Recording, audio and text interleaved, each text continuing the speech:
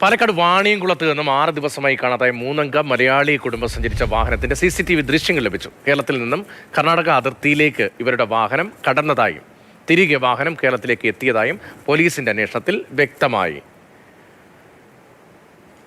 Gokul VS ആണ് വിവരങ്ങളുമായി ചെന്നത്. ഗോകുൽ, ഈ വാണിയംകുളത്ത് നിന്ന് 6 ദിവസമായി കാണാതായ 3 അംഗ മലയാളി കുടുംബവുമായി ബന്ധപ്പെട്ട് എന്തൊക്കെ വിവരങ്ങളാണ് ഇപ്പോൾ അന്വേഷണത്തിന്റെ ഭാഗമായി മനസ്സിലാകുന്നത്?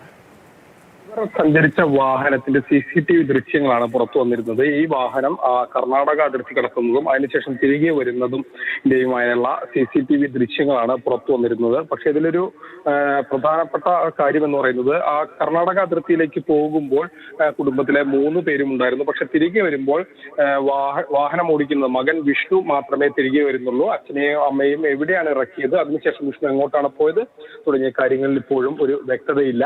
ഏതായാലും നിലവിൽ പോലീസ് അന്വേഷണം നടത്തി വരികയാണ്. ഇതിനുശേഷം ഈ CCTV പതിഞ്ഞ ഏതാനും മണിക്കൂറുകൾക്കകം ഈ വാഹനവും ഇവർ ഉപേക്ഷിച്ചു. പിന്നീട് ഇവർ എങ്ങോട്ടാണ് പോയതെന്നുള്ളതും വ്യക്തതയില്ല. ഈ കുടുംബത്തിന് ചില സാമ്പത്തിക പ്രതിസന്ധികൾ ഉണ്ടായിരുന്നു എന്നുള്ളതാണ് അറിയാൻ കഴിയുന്നത്.